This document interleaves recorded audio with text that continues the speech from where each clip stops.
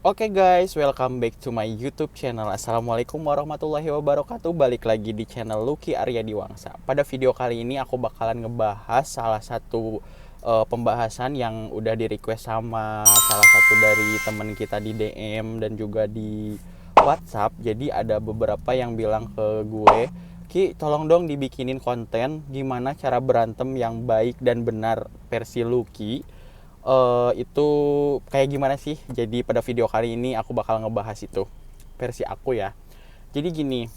Oh iya, jangan lupa bagi yang belum subscribe silahkan di subscribe. Jangan lupa klik subscribe button di bawah. Jangan lupa di notifikasi loncengnya juga diklik, di like, di komen dan juga di share apabila video ini bermanfaat. Oke, kita mulai videonya.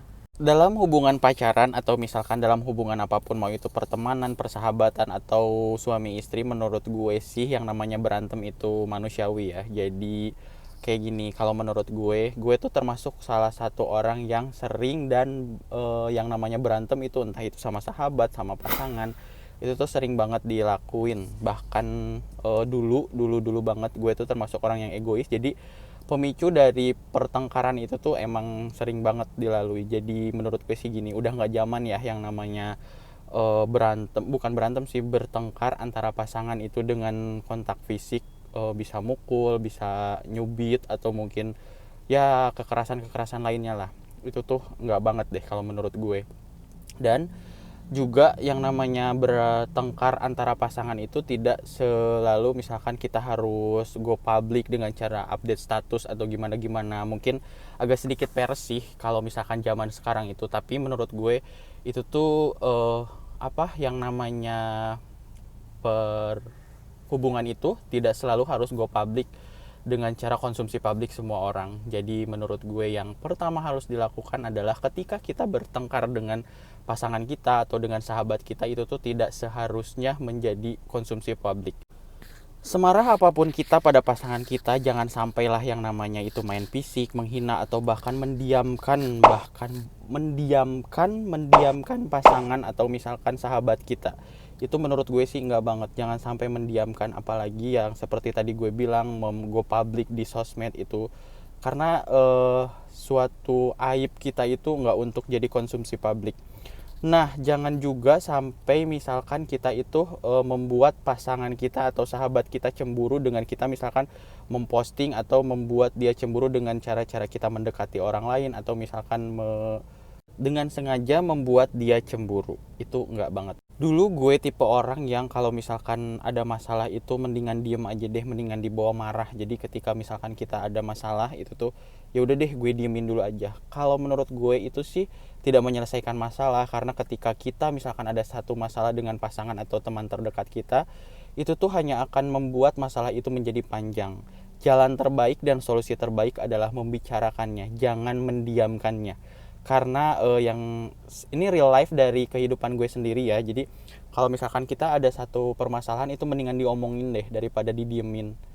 Kecuali kalau misalkan kita tuh minta waktu buat pacar kita atau pasangan kita, misalkan maaf ya untuk saat ini gue butuh waktu buat sendiri dulu, tapi itu harus ngomong dulu, harus ngomong, please kasih gue waktu buat sendiri dulu, please kasih gue waktu buat berpikir lebih jernih, please gue lagi pengen sendiri dulu. Itu tuh dibicarakan dengan baik-baik. Jadi ketika kita marah pun berbicara atau meminta izin dengan baik, please gue pengen gue berpikir dulu sendiri untuk kedepannya itu seperti apa. Minta izin untuk menenangkan diri ya, bukan untuk pergi atau mundur teratur. Itu tidak banget. Jadi nggak banget buat mundur teratur. Kita jangan sampai yang namanya kita itu pergi dengan tiba-tiba. Itu nggak banget, karena itu tuh malah akan menambah spekulasi atau pemikiran-pemikiran negatif dari pasangan kita atau misalkan dari sahabat kita. Itu akan memperkeruh suasana ketika kita tahu-tahu pergi atau menghilang, walaupun istilahnya itu demi kebaikan kita sendiri, buat kebaikan kita sendiri, supaya kita kan kadang ada orang tuh berpikir ya udah deh gue diemin dulu aja dia daripada makin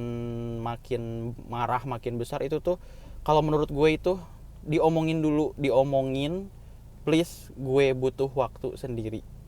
Ketika semuanya sudah tenang, misalkan dia udah tenang, kita udah tenang, biasanya sih cukup untuk yang namanya pasangan atau sahabat itu kan saling mengerti. Sebenarnya ada hal itu yang nggak harus kita omongin, sama-sama udah ngerti, sama-sama udah dewasa. Ketika misalkan kita ada hal yang mengganjal, tentunya dia juga sebenarnya harusnya udah tahu sih. apalagi yang namanya berpasangan udah lama misalkan atau bersahabat udah lama, itu tuh seharusnya tanpa harus kita ngomong pun ya udah, lu udah sama-sama ngerti nih, lu udah tahu apa mau gue dan gue juga udah tahu sebenarnya apa mau lu, ya udah gitu.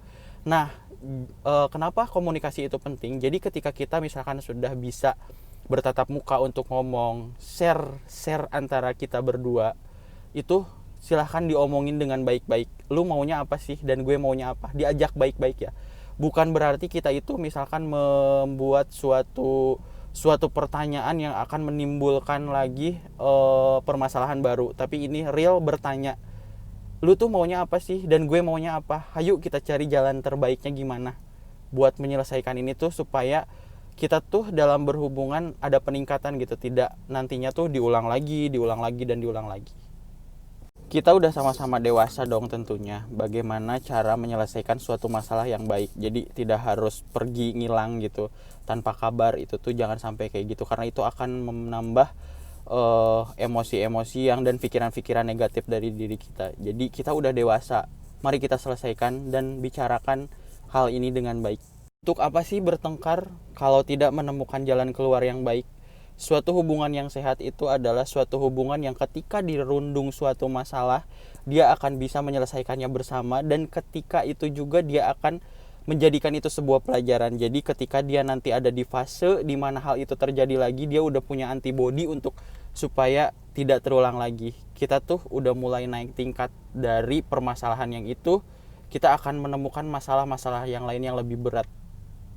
Ketika kita sudah berbicara dan ngomongin apa mau kita dan apa mau pasangan kita atau sahabat kita, itu tuh di situ kalau misalkan masih emosi, masih tetap ada emosi yang mengganjal, lebih baik kita kembali diam. Mundur bukan berarti mundur teratur ya, bukan berarti menghilang, tapi mundur ketika misalkan kita meminta waktu kepada pasangan kita untuk, please gue butuh waktu dulu buat berpikir. Jangan diem dan jangan ngilang. Intinya itu, jangan diem dan jangan ngilang tiba-tiba, itu jangan pernah yang namanya itu. Kalau misalkan kita menganggap hubungan kita itu benar-benar berarti, benar-benar sespesial itu, jangan pernah pergi atau ngilang begitu aja. Sayang itu kan dan seistimewa itu dia buat kamu, jadi harus ada penyelesaian bersama. Kita pertahankan hubungan yang sepatutnya kita pertahankan. Oke, baiklah. Itu tadi salah satu tips dari aku buat pasangan yang lagi berantem, karena real life ini lagi gue alamin sekarang. Makanya gue pengen berbagi sedikit bagaimana yang gue, ini sih lebih ke curhat ya, lebih ke curhat bagaimana yang sepengennya gue. Jadi gue pengennya tuh seperti itu gitu, supaya tidak terjadi yang namanya gue berpikiran negatif. Karena gini, kalau gue sih salah satu orang yang berpikir kayak gini. Tentunya kita pernah nonton dong kayak Ada Apa Dengan Cinta, ketika Rangga dan Cinta itu berpisah. Kenapa? Karena menentukan maksudnya mempertahankan egonya masing-masing. Karena ketika keegoisan dibalas dengan keegoisan, pemenangnya adalah pasti perpisahan. Kalau kalian pernah nonton Dilan, ketika Dilan dan Milea berpisah, itu pun karena mengikutin keegoisan masing-masing. Jadi sebesar apapun rasa sayang kita berdua, rasa sayang kita ke pasangan kita dan rasa sayang pasangan kita ke kita, itu tuh akan kalah kalau misalkan dengan dilawan dengan keegoisan. Yang gue dapat dari bukan sinetron sih, yang gue dapat dari film Ada Apa Dengan Cinta dari Dilan itu tuh, yaitu mereka berpisah tuh bukan karena mereka sudah tidak saling mempertahankan atau karena mereka sudah tidak saling sayang. Mereka tuh malah jadi menyiksa diri mereka masing-masing dengan mempertahankan keegoisannya masing-masing. So guys, jadi mari kita bersama-sama membangun suatu hubungan yang dewasa, yang menerima dia apa adanya dan menerima kita apa adanya. Tentunya hal itu bisa terwujud dengan komunikasi yang tidak cukup dengan intens berkomunikasi, tapi juga bagaimana caranya kita berkomunikasi dengan bagaimana kita berkomunikasi dengan komunikasi yang berkualitas, bukan intensitasnya yang harus diperbanyak, tapi kualitas dari komunikasi tersebut. nggak kalah penting, kita tuh harus memposisikan tidak cuman dilihat dari segi kitanya sendiri, dari versi kita, tapi kita juga harus melihat dari versi pasangan kita.